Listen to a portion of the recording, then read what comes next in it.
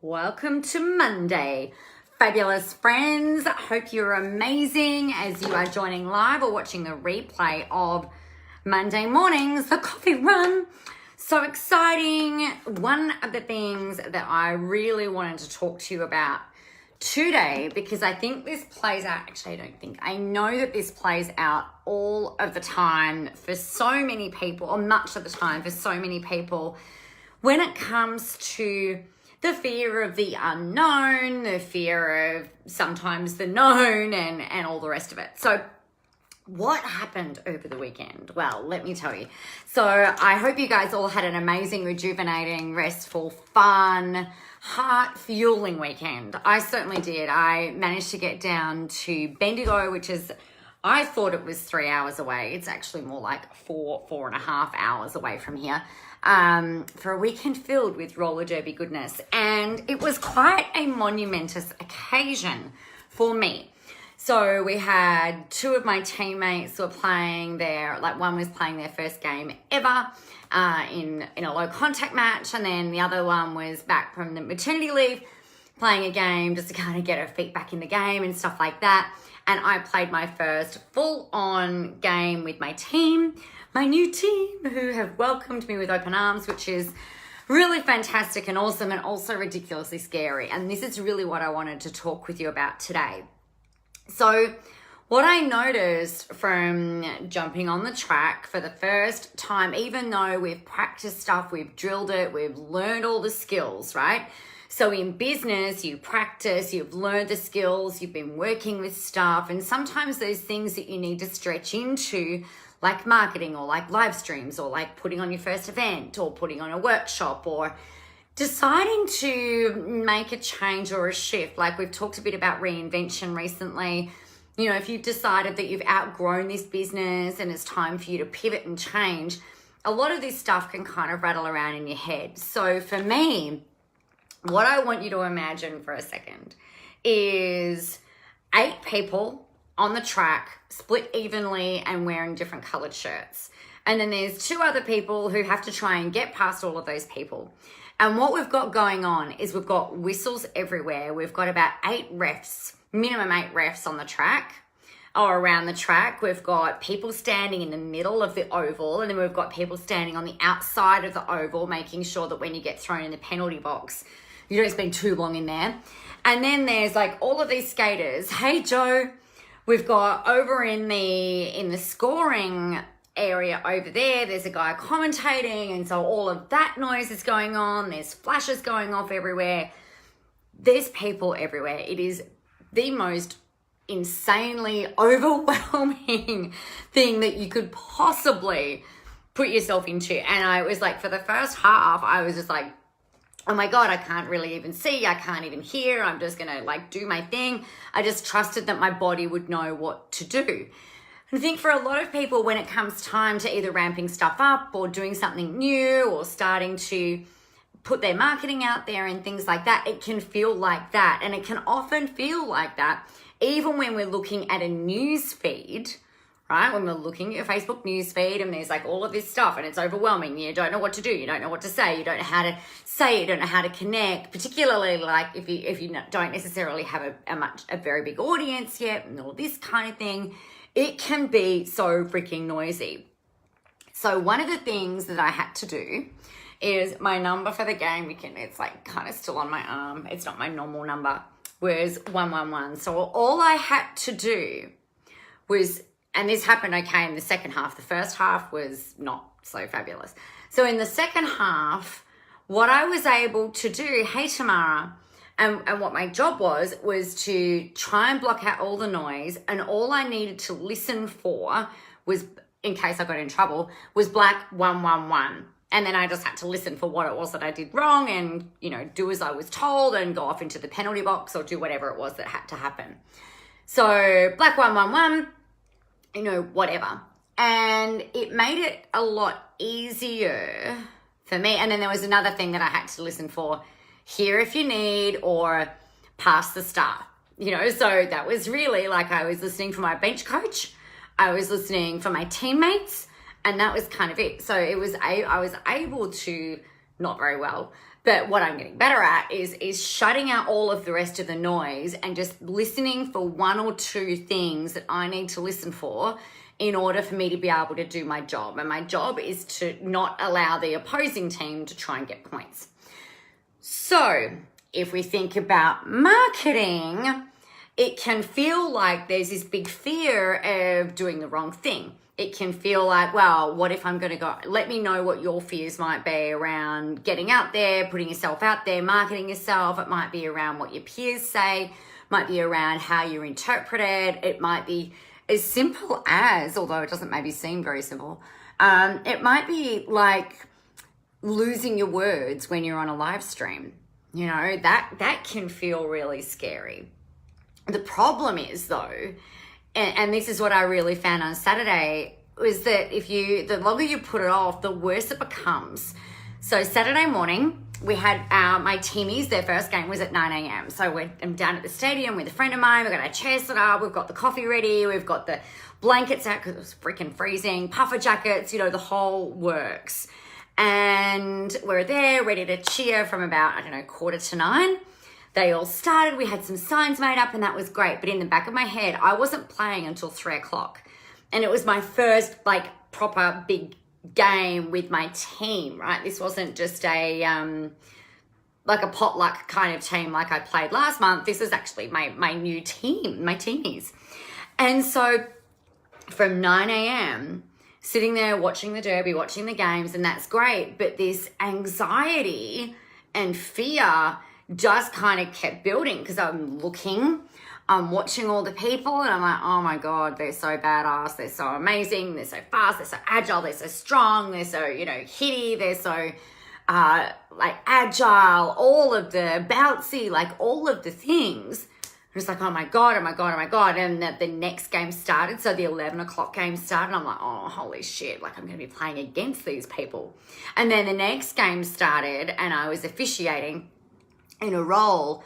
And I was just like, oh my God, I don't know what I'm doing. I don't want to stuff things up. So that made it even worse. And then I got the time to play. So what happened, it was like every fear, every anxious thought, every unconscious worry, whether it was warranted or not, is kind of actually irrelevant. Because as you know, if you're scared about something like monsters in the middle of the night or somebody breaking in or something like that, whether it's real or not, the fear and the anxiety still feels real, right? It doesn't have to be a real thing that we actually are afraid of. But I think what happened on Saturday is that because it kept stacking and stacking and stacking and stacking and stacking, I unconsciously and maybe consciously worked myself up into such a state that by the time it was time to warm up with the people, I was just like, I'm doing my best to not vomit here. Let's just, put that out on the table. And I didn't really, I was still me, but not the normal me who I would be with people that I know, right? Or with you guys. And so often what happens is that when we're sitting there and we're thinking, oh my gosh, I've got to go and do this. I've got to go and create this cause. What if it doesn't work? Rah, rah, rah. And then the longer we put things off, the longer we allow ourselves to ruminate, to dress that fear in all of the things that actually makes it bigger and bigger and bigger and bigger. All of a sudden, it becomes this massive thing. And it can stop us in our tracks. It can get in the way. And then what happens is that's when self-doubt kicks in, right? That's where it's like, well, what if this doesn't work? What if it does work? What if nobody buys? What if they do buy? What if this is the thing, and it's not the thing? And then what if people don't like it? What if they hate me? What if they laugh at me? What if they? So the big thing that you can do this week, and the purpose of the Monday morning coffee run, is to always, motivate, inspire, kick you in the ass. Hey, Jeanette, get you moving. Because until you're moving, nothing happens, nothing changes. Until you're in action, nothing changes. So you could You're like, conversely, you could be the most confident person on the planet and not have an ounce of fear going on. But if you're not getting out there, you're not being visible, you're not being seen, you're not influencing anyone, you're not able to become iconic, you're not able to become legendary, you're not going to be seen. No one is going to know who you are. So you've got to get in action. And the longer you put that off, the worse it becomes in order for you to actually rip off that Band-Aid and get moving. So that's my little rant on that today with the roller derby goodness. So that was really what happened for me. And interestingly, you know, the first time that you go out and do something, it might not work. You might suck at it. All of the training might completely leave your head. All of your words might completely leave your head. Everything that you had prepared could go like up in a cloud of smoke. And at the end of the day, does it really matter? Does it really matter if that first time sucked? Because here's the thing, and this is what I've been looking at, like I didn't play to the best of my ability. I did play to the best of my ability on Saturday with the resources that I had available to me, but I know that I can play better in different circumstances.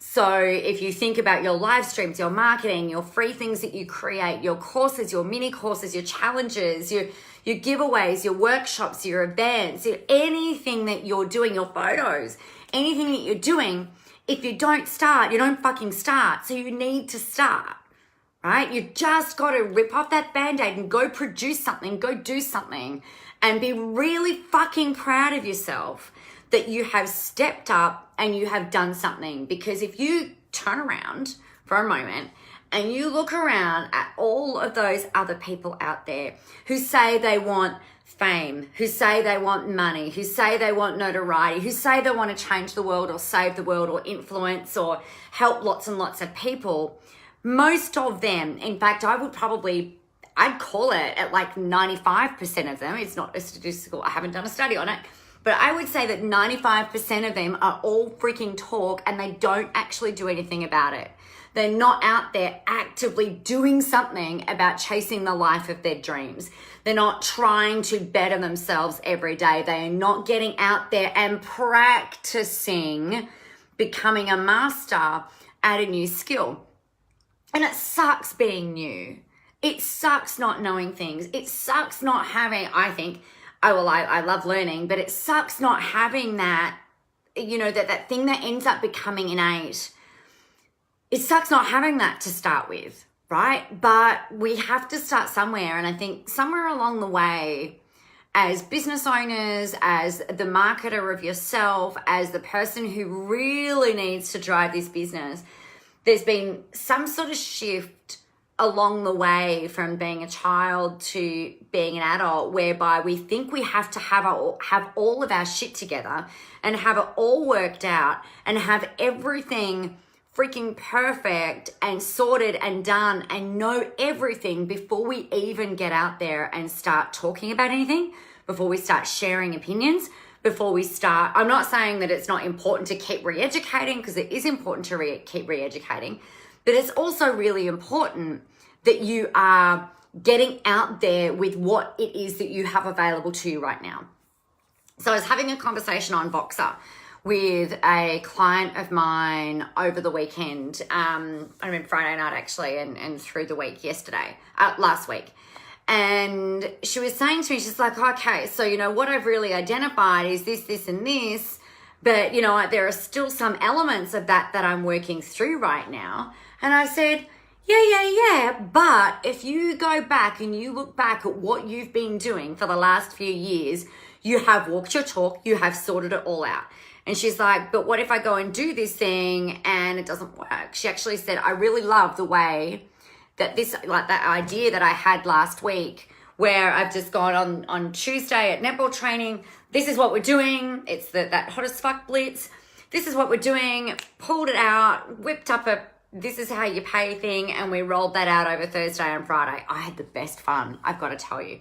Oh my God, I had the best fun. And she's like, I really love how you did that. And it's like, well, why can't you do that? Like, why can't you do that? Right now, if you've got an idea, freaking implement it. Seriously, what is the worst thing that happens? No one buys? Okay, cool. Great. No one buys. You haven't lost anything because you haven't spent a month, 2 months, 6 months producing something that you don't know that people are going to buy yet, right? So the best thing, the best thing that you can ever do is just test it. The most successful people have failed more times than they can count. I have failed more times than I can count. But the thing that is different between them and the wannabes, like the people in the thing that are like, oh, I could do that better, or I wish I could do that, or la la la, or the people sitting in the bleachers, the people sitting in the crowd, you know, the backseat drivers. Like if they really wanted to do what it is that person up there is doing, like the singers, all of the singers in the auditorium when they're watching their favorite act on stage, it's like, it doesn't look that hard really. Like I could totally do that. I don't say that. I'm like, oh, I could do a performance like that. That'd be kind of fun. I can't sing for shit. That's not true. I probably need to stop saying that. I can sing a little bit, just not particularly well. I'm just not in tune very well. I don't try very hard either though. So anywho, that's that whole thing. But if you like imagine that stadium, like how many people in that stadium are looking up going, oh, I wish I was that person. Oh, I wish I'd done that. Well, stop it. You fucking can.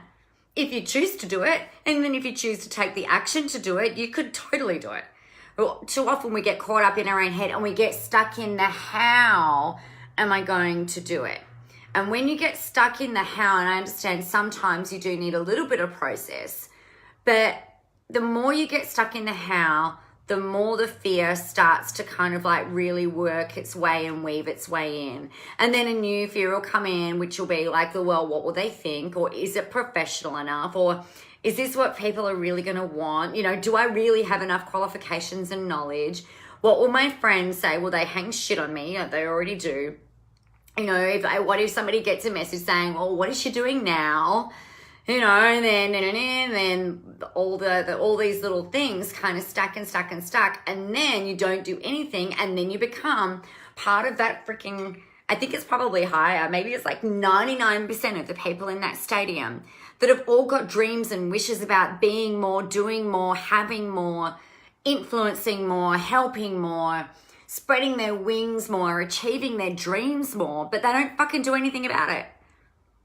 Because they don't really want it.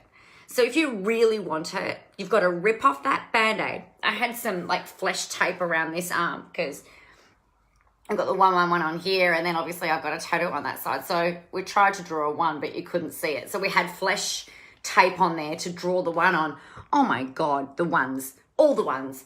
God, it hurt to take that thing off, I've got to tell you. But the best way to do it was just to go like, and then there were 2 wraps around of it. So I had to like double. Anyway, the best thing you can do is rip off the Band-Aid and just get out there and do it. Because the longer you build up, the longer you watch your competitors, the longer you watch the other people in your industry who are out there and doing it and slaying it or crushing it or like whatever language you use, the longer you are going to sit in that quagmire of stuckness. The longer you're going to sit there over-analyzing and analyzing, comparing and getting all stuck in your head. And then all of those people that you want to help don't know who you are, don't realize that you're even there, and obviously don't get the help from you that you would be able to deliver.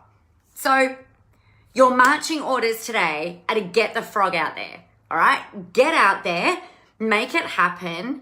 Let me know how you go. I challenge every single one of you, whether you're watching live or whether you're watching the replay, to go and do something different today.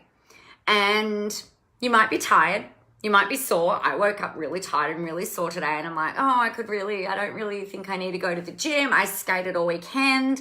You know, I probably don't need to go. I'm like, nah, I've got goals, bitches. I'm going. And off I went to my class, and I actually went up in some weights, which is ridiculous because, you know, like I've just put my body through a bit of a beating this weekend. It's really, really interesting. And I was able to up the weights and I'm already stronger. So, you know, rip off the Band-Aid, get out there, and regardless of what's going on, just make it happen. Let me know how you go, all right? Whether it's a live stream, whether you go and launch a course, whether you go and launch a free thing, just have an idea. Make sure it's adding value. Hey, Georgina, Think of an idea that adds value for your audience and just go do something about it. Go put it out there, promote it. You don't even have to, you don't have to pay for it, in terms of advertising it or anything like that. Just go release it to some people and see what they say, but get in action because, we're already on the 20th of May. We are already almost halfway through the year. We've got 6 weeks until the end of this financial year. 6 weeks till the end of this financial year. What are you going to do? Are you going to make these next 6 weeks count?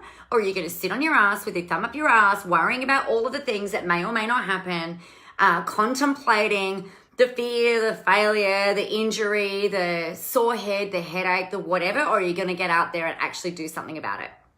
It's up to you. I know what I'm doing.